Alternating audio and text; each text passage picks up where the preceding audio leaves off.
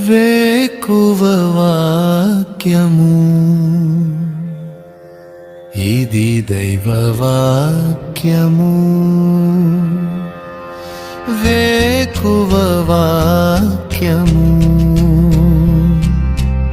ఇది దైవ వాక్యము. వేకువ వాక్యము ఇది దైవ వాక్యము. వేకువ వాక్యము ఇది దైవ వాక్యము. వాక్యము వేకపోడు కొరకై ఆదికాండము 21వ అధ్యాయము 22వ వచనం. ఆ కాలమందు అబీమెలెకును అతని సేనాధిపతి అయిన ఫీకోలును అబ్రహాముతో మాట్లాడి, నీవు చేయు పనులన్నిటిలోనూ దేవుడు నీకు తోడై ఉన్నాడు. నీవు చేయు పనులన్నిటిలోనూ దేవుడు నీకు తోడై ఉన్నాడు. ఇది అన్యుడైన గెరాజు రాజు అబీమెలెకు అతని సేనాధిపతి ఫీకోలు మాట్లాడుతున్నారు. అబ్రహాము జీవితంలో జరుగుతున్నవన్నీ వారు చూశారు. అప్పుడు వాళ్ళు అంటున్నారు, ఏదో కొన్ని విషయాల్లో దేవుడు నిన్ను విడిచిపెడతాడేమో, అక్కడ నిన్ను పట్టుకుందాం అనుకుందాం, నిన్ను ఇబ్బంది పెడదాం అనుకున్నాం, నిన్ను బాధ పెడదాం అనుకున్నాం.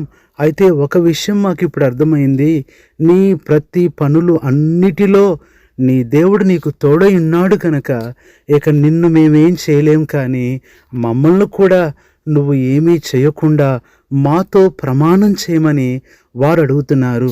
ప్రియులారా, మన జీవితంలో కూడా ఆత్మీయ జీవితంలో మనం కొనసాగుతూ ఉన్నప్పుడు మనం చాలాసార్లు అనుకుంటాం, దేవుడు నన్ను కొన్ని విషయాల్లో వదిలేశాడేమో, కొన్ని విషయాల్లో పట్టించుకోవట్లేదేమో అని మనం అనుకోవద్దు.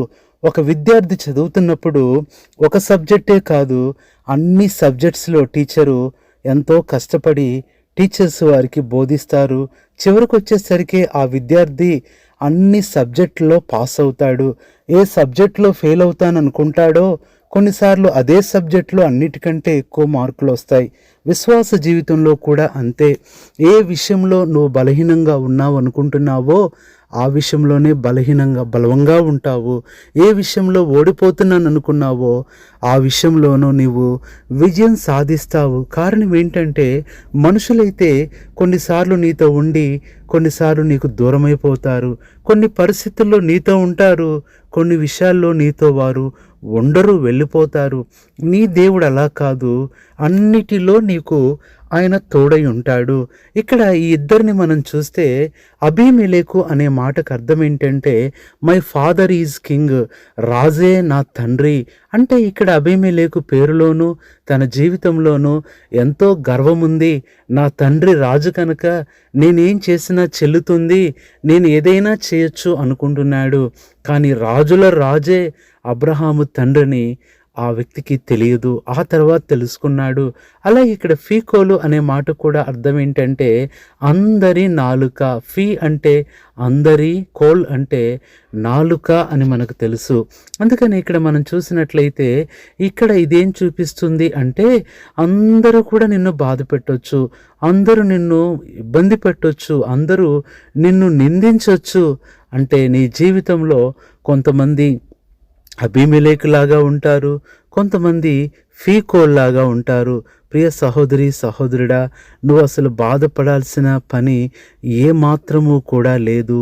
దేవుడు కూడా నిన్నెవరైతే దుఃఖపెడుతున్నారో బాధ పెడుతున్నారో, ఫీకోలు అనే అనుభవంలో ఫీ అంటే నోరు లేదా నాలుక, కోల్ అంటే అన్ని నాలుకలు, అన్ని నోర్లు నిన్ను ఇబ్బంది పెడుతున్నాయేమో, నిందిస్తున్నాయేమో, బాధపడొద్దు, దిగులు పడొద్దు, దేవుడు నీకు తోడై ఉంటాడు. అందుకని అబ్రహాము జీవితం అంతా మనం చూసినట్లయితే అబ్రహాము జీవితంలో ఏ రోజు కూడా దేవుడు ఆయన్ని విడిచిపెట్టినట్లుగా కానీ ఆయన్ని వదిలిపెట్టినట్టుగా కానీ మనం చూడం.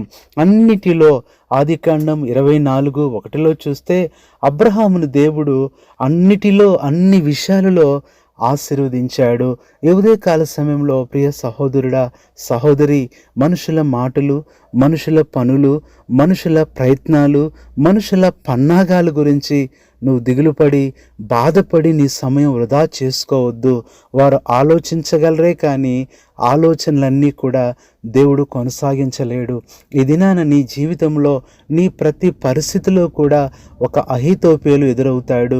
నిన్ను నిందించాలని, నిన్ను బాధ పెట్టాలని, నిన్ను అణచివేయాలని, నిన్ను ఏడ్పించాలని విశ్వాస జీవితంలో ప్రతి చోట ఒక అహీతోపేలు లాంటి వాళ్ళు ఉంటారు, ఒక అబీమెలెకు ఉంటారు, ఒక ఫీకోల్ లాంటి వారు ఉంటారు.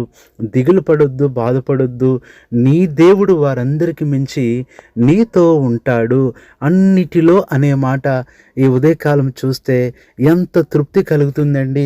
నీ దేవుడు ఎప్పుడు కూడా నేను కొన్నిటిలో ఉంటాను, ఆ కొన్నిటిలో నేను ఉండను అని ఎప్పుడూ చెప్పలేదు. కానీ ఆయన అన్నిటిలో ఉండే దేవుడు. ఈ ఉదయకాల సమయంలో అన్నిటిలో అనే అనుభవంలో బైబిల్లో నుంచి కొన్ని విషయాలు చూస్తే 34వ కీర్తన 4వ వచనంలో నాకు కలిగిన భయములన్నిటిలో అని భక్తుడు అంటున్నాడు. మొట్టమొదటిగా నీ భయములన్నిటిలో దేవుడు ఉన్నాడు. నువ్వు దేనికి భయపడుతున్నావు ప్రియ సహోదరి? నిన్ను భయపెట్టేది అది భయంకరమైనదని పెద్దదని నువ్వు చూస్తున్నావు, కానీ ఆ పక్కన నిన్ను భయపెట్టే దానిని భయపెట్టే దేవుడు ఇంకెంత గొప్పవాడో నువ్వు చూసుకో. అందరూ గొల్యాతును చూసినప్పుడు 6 మూరల జానెడు ఉన్నాడు, అందుకనే భయపడుతుంటే గొల్యాతు మీదకి దావీదు ఎందుకు ధైర్యంగా వెళ్ళాడంటే గొల్యాతు వెనకాల ఇంకొక ఆయన ఉన్నాడు, లేదా గొల్యాతు పక్కన ఒక ఆయన్ని పెట్టుకున్నాడు. ఆయనే దేవుడు. గొల్యాతు 6 మూరల జానడైతే దేవుని యొక్క ఎత్తు ఆకాశము నుండి భూమి వరకు. అంత మహాదేవుడు ముందు గొల్యాతు ఎంత? అందుకనే దావీదు భయపడకుండా వెళ్ళాడు. ఈ రోజున ప్రియ సహోదరి, సమస్యలు నిన్ను భయపెడుతున్నాయా? బాధలు నిన్ను భయపెడుతున్నాయా? వ్యాధులు నిన్ను భయపెడుతున్నాయా? అప్పులు నిన్ను భయపెడుతున్నాయా? పరీక్షలు, భవిష్యత్తు నిన్ను భయపెడుతుందా? నువ్వు వాటి పక్కన నీ దేవుణ్ణి పెట్టుకొని చూడు, నీ భయములన్నీ పోతాయి. అప్పుడు నిన్ను చూసే ఇతరులు భయపడతారు. ఒకానొక సందర్భంలో దావీదు ధైర్యాన్ని చూసి గొల్యాతు కూడా భయపడుతూ వచ్చాడు. ఎప్పుడైతే ఆ భయం అనేది గొల్యాతులో ప్రారంభమైందో అతని పతనం కూడా అక్కడే ప్రారంభమైంది. నీ భయాలన్నిటికీ పతనం అనేది ప్రారంభమవుతుంది. ఇంకా నువ్వు భయపడవు, భయం అనేదే నీ జీవితంలో ఉండదు. దేవుడి ఉదయకాలం నీకు హామీ ఇస్తున్నాడు. రెండవది మనం చూసినట్లయితే కీర్తన 34:6 అతని శ్రమలన్నిటిలో నుండి అతన్ని రక్షించెను. ప్రియులారా, మొట్టమొదట భయములన్నిటిలో, రెండవది శ్రమలన్నిటిలో. అన్నిటిలో అని చెప్తూ దేవుడు రెండవది శ్రమలన్నిటిలో ఉంటున్నాడు. ఈ రోజున ప్రియ సహోదరుడా, ఏ శ్రమలు? అవి శరీర సంబంధమైన శ్రమలా? భయపడొద్దు. ఆర్థిక శ్రమలా? భయపడొద్దు. లోక సంబంధమైన శ్రమలా? భయపడొద్దు. శత్రువుల శ్రమలా? భయపడొద్దు. కానీ దేవుడు అన్నిటిలో తోడుగా ఉంటాడు. ఆయన అన్నిటిలో ఉన్నాడు అంటే అర్థము వాటన్నిటినీ ఆయన బాగు చేస్తాడు, విడిపిస్తాడు. మూడవదిగా చూస్తే అన్నిటిలో అనే అనుభవంలో కీర్తన 54:7 ఆపదలన్నిటిలో, నీకెన్ని ఆపదలు వచ్చినా దేవుడు ఉంటాడు. వచ్చే ఆపదలే కాదు, రాబోయే ఆపదలు కూడా నిన్నేమీ చేయలేవు. ఎందుకంటే నీ దేవుడు నీతో ఉన్నాడు అన్న సంగతి మర్చిపోవద్దు. ఇది మూడవదిగా చూస్తున్నాం. నాలుగవదిగా అన్నిటిలో తోడుగా ఉండే దేవుడు ఎందులో తోడుగా ఉంటాడంటే కీర్తన 25:22 వారి బాధలన్నిటిలో నుండి ఇశ్రాయేలును విమోచింపుము. ప్రియులారా, ఆయన బాధలన్నిటిలో తోడుగా ఉంటాడు. భయములన్నిటిలో, శ్రమలన్నిటిలో, ఆపదలన్నిటిలో, నాలుగవది బాధలన్నిటిలో తోడుగా ఉండే దేవుడు నీకుంటే ఎందుకు బాధపడుతున్నావు? ప్రియ సహోదరుడా, సహోదరి, నువ్వు దేని గురించి బాధపడుతున్నావో ఒక దినాన బాధ నిన్ను గురించి బాధపడే పరిస్థితి వస్తుంది. నీ దేవుడు ఏదైనా చేయగలడు.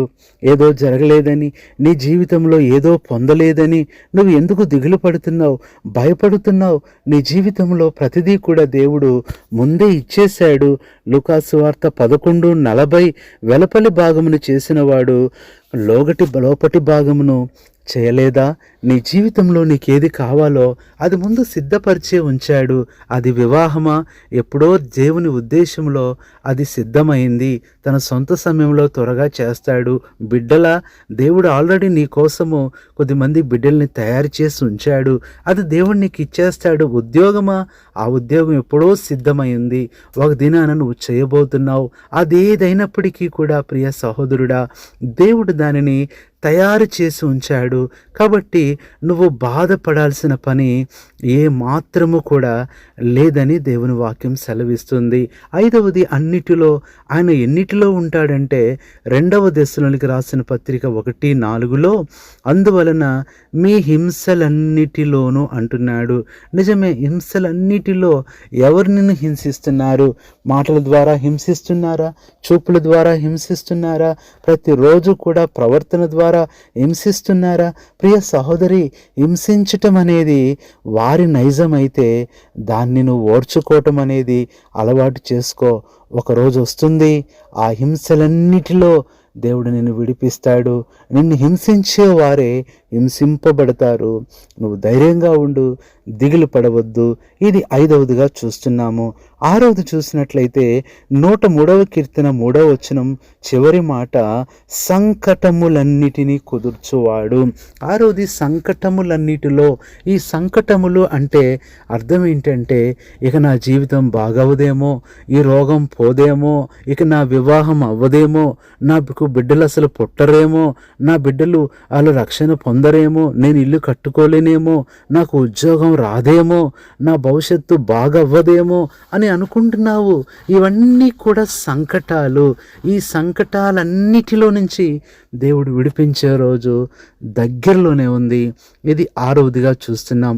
7వది మనం చూసినట్లయితే 1 సమూయేలు గ్రంథం 10:19 మీ దుర్దశలన్నిటినీ అంటున్నాడు. చివరిగా చూసినట్లయితే ఇక దుర్దశలన్నిటిలో, ఇక్కడ నీ అవమానాలన్నిటిలో, నీ కష్టాలన్నిటిలో, నీ యొక్క కన్నీరు అన్నిటిలో కూడా దేవుడు నీకు తోడుగా ఉంటాడు. ఏ విషయంలో కూడా దేవుడు నిన్ను విడిచిపెట్టే దేవుడు కాదు, వదిలేసే దేవుడు కాదు. కొన్ని నేను చూసుకుంటా, కొన్ని నేను చూడను అని చెప్పే దేవుడు ఏమాత్రం కాదు. ప్రియ సహోదరుడా, సహోదరి, విశ్వాసిగా, దేవుని బిడ్డగా నువ్వు చేయవలసింది ఒకటే, నా దేవుడు చూసుకుంటాడు, నాకేం పని అన్నట్లు చూసుకోవాలి. కానీ నువ్వు దిగులు పడి నీ సమస్య గురించి, నీ పరిస్థితి గురించి, నీ భవిష్యత్తు గురించి నువ్వు చింతించి ఆలోచిస్తే ఇంకా ఇబ్బంది పడతావు. నీ దేవుడు చేసే పనులను నువ్వు చేయాలని ఏమాత్రం ఆలోచించవద్దు. నువ్వు చేస్తాను అనుకుంటే ఆయన చేయటము ఇష్టపడడు, నువ్వే చేసుకో అంటాడు. కాబట్టి ఆయన మీద భారం వేసి, అని చింతంతా ఆయన మీద వేసి అబ్రహాం వలె ముందుకు సాగు. దేవుడు సహాయపడతాడు. ఏది ఇస్తాడో, ఎక్కడుంచుతాడో, ఏం చేస్తాడో నీకు తెలియదు. ఒకటి మాత్రం నిజము, శ్రేష్టమైనదే దేవుడు నీకు ఇస్తాడు, ముఖ్యమైనదే ఇస్తాడు, ప్రాముఖ్యమైనదే ఇస్తాడు. ఈ ఉదయకాల సమయంలో ప్రియ సహోదరుడా, సహోదరి, అందుకని దేవుడు నీతో మాట్లాడుతున్నాడు. ఈ 7 విషయాలతో పాటు ముగింపులో మనం చూస్తే రోమా 8:37 మనలను ప్రేమించిన వాని ద్వారా మనం వీటన్నిటిలో అత్యధిక విజయము పొందుచున్నాము. చివరికి వచ్చేసరికి వీటన్నిటిలో అంటున్నాడు. కాబట్టి ఈ ఉదయం దేవుడు నీతోనే మాట్లాడుతున్నాడు. నీవు చేయు పనులన్నిటిలో దేవుడు నీకు తోడుగా ఉన్నాడు. దిగులు పడొద్దు, బాధపడొద్దు. మరలా దేవుడు మాట్లాడుతున్నాడు. అబీమెలెకు లాంటి గర్విష్ఠులను చూసి అస్సలు పట్టించుకోవద్దు. ఫీకోలు లాంటి నిందించేవారు, అవమానపరిచేవారిని, నీకు విరోధంగా మాట్లాడేవారిని బట్టి ఏమాత్రం నువ్వు లెక్క చేయొద్దు. నీ ప్రభు నీకు తోడుగా ఉన్నాడు. ఒక దినం వస్తుంది, ఎలాగైతే అబీమెలెకు, ఫీకోలు అర్థం చేసుకొని ఇక అబ్రహామును మనం ఏం చేయలేం, ఆయన మనల్ని ఏం చేస్తాడో అని భయపడి ప్రమాణం చేసినట్లు ఒక దినాన నీ శత్రువులు, నిన్ను బాధ పెట్టిన వాళ్ళు, నిన్ను నిందిస్తున్న వాళ్ళు ఇప్పుడు నీ మీద ఎన్నో పన్నాగాలు పన్నుతూ ఇక నీ పేరు ఉండకూడదు, తుడిచిపెట్టాలి, నిన్ను ఇక్కడి నుంచి పంపించేయాలి అనుకుంటున్న వారందరూ కూడా ఒక దినం వచ్చి నీతో సాగిలపడి, నీ దగ్గర సాగిలపడి సమాధానపడే దినం రాబోతుంది. ఈ ఉదయం దేవుడు నీతో మాట్లాడుతున్నాడు. మనుషులను కాదు, ప్రభువును చూడు. మనుషుల మాట కాదు, ప్రభు మాట విను. అన్నిటిలో దేవుడు నీకు తోడై ఉన్నాడు. పరిశుద్ధుడైన తండ్రి, ప్రభువైన యేసుక్రీస్తు నామంలో నీ పాదములకు వందనములు చెల్లిస్తూ ఈ ఉదయకాల సమయంలో వేకు వాక్యము ద్వారా ఆదికాండం 21:22 ద్వారా మాతో మాట్లాడుతూ వచ్చారు. నీవు చేయు పనులన్నిటిలో నీ దేవుడైన యెహోవా నీకు తోడుగా ఉన్నాడని చెప్పినట్లుగా ఈరోజు ఈ మాట ప్రభువా మా ప్రియులు వింటున్నారు, వారికి తోడుగా ఉండండి. వారి కన్నీరు, అవమానాలు, కష్టాలు, బాధలు, అనారోగ్యాలు అన్నిటిలో తోడుగా ఉండండి. ప్రభా ఎంతో ఎదురు చూస్తున్నారు తండ్రి, త్వరలోనే వారన్నీ పొందుకోవాలి. ఏ విషయంలో కూడా మమ్మల్ని వదిలేసే దేవుడవు కాదు. ఇప్పుడు కనపడే లోటు ఒకరొకసారి కనపడదు, ఇప్పుడు ఉండే కొదువ ఆ తర్వాత అస్సలు ఉండదు. ఎంత సమృద్ధి మీరు ఇస్తారు అంటే అసలు నాకేనా కొదువ ఉంది, కొరత ఉంది, లోటు ఉంది అని ఆశ్చర్యపోయేటట్లుగా మీరు చేస్తారని నమ్మి నీ బిడ్డల కొరకు ప్రార్థిస్తూ ఈ మాటలు వింటున్న వారి పరిస్థితిలో ఉన్నారో నెమ్మదిని, సమాధానాన్ని, ఆరోగ్యాన్ని, ఆదరణని దయచేసి ఈ దినమంతా వారి పనులు, ప్రయత్నాలు, ప్రయాణాలు, పరీక్షలు సఫలం చేయమని, ఎవరైతే ఇంకా రక్షణ పొందలేదో వారి జీవితంలో కూడా గొప్ప కార్యం చేయమని మా ప్రభువైన యేసుక్రీస్తు నామములో ప్రార్థిస్తున్నాము తండ్రి, ఆమేన్. మన తండ్రి అయిన దేవుని ప్రేమ, మన ప్రభువైన యేసుక్రీస్తు కృప, పరిశుద్ధాత్మ అన్యోన్య సహవాసం మనందరికీ సదాకాలము తోడయుండి నడిపించునుగాక. ఆమేన్. కృంగుదలలో దార్చుటకు కన్నీటినంతటిని తుడుచుటకు దినమంతా సిద్ధపరచుటకు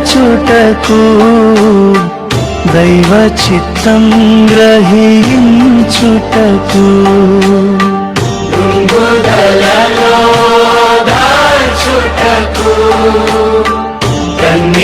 కన్నీటినంతటిని తుడుచుటకు దినమంతా సిద్ధపరచుటకు దైవ చిత్తం గ్రహించుటకు